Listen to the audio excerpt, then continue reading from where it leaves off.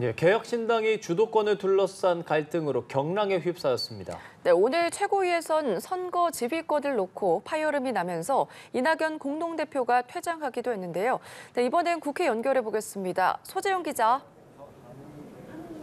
네, 말씀하신 대로 개혁신당에선 내홍이 격화하고 있습니다. 핵심은 총선 정책 지휘권입니다.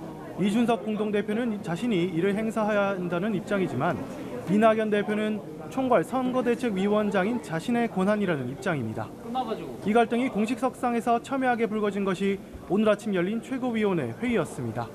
오늘 최고위에선 입장차가 좁혀지지 않자 결국 표대결로가 이준석 공동대표에게 사실상 총선 지휘권을 맡기는 안건이 의결됐습니다. 그러나 이 과정에서 고성이 오갔고 이낙연 공동대표와 김종민 최고위원이 반발해 퇴장했습니다. 이낙연 공동대표 측은 이후 입장문에서 이준석 사당화를 의결했다면서 제3지대 통합 정신을 깨뜨리는 비민주적 절차와 내용에 반대한다고 밝혔습니다. 김종민 의원은 퇴장 이후 기자들과 만나 선거운동 전체를 이준석 개인에게 맡기는 건 민주정당에서는 가능한 일이 아니라고 강조했습니다. 다만 이준석 공동대표는 이후 열린 관훈 토론회에서 새로운 미래를 제외한 나머지 4개 세력이 심도감 있는 리더십을 원한다고 정리된 것 같다고 밝혔습니다. 그러면서 전개를 위임받았다고 해도 이낙연 공동대표를 무시할 수는 없다며 갈등 봉합의 여지를 열어뒀습니다. 이낙연 대표 측은 오후에도 당내 의사결정을 둘러싸고 내부 논의를 이어갈 방침입니다. 네, 소 기자, 국민의힘에선 이번 주부터 지역구 재배치가 본격적으로 논의되고 민주당에선 공천을 둘러싸고 내홍이 짙어지는 모양새죠. 관련 소식 전해주실까요? 네, 국민의힘에선 어제까지 모두 133개 지역구에서 공천 절차가 일단락됐습니다.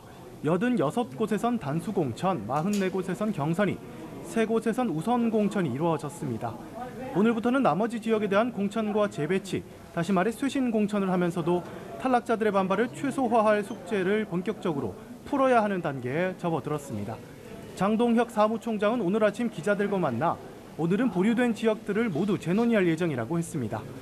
장 사무총장은 서울 강남을의 공천을 신청한 박진전 외교부 장관과 이원모 전 대통령실 인사비서관에 대해선 수도권 내 다른 지역구로 재배치하겠다고 설명했습니다. 민주당에선 밀실 공천 논란으로 잡음이 계속되고 있습니다. 현재 민주당에선 친문계 의원 등 특정 후보들을 배제한 여론조사가 진행되는 것에 대한 반발이 이어지고 있습니다. 당내에선 친명계 인사들을 공천에 대거 배치하려는 것 아니냐는 의구심이 나옵니다.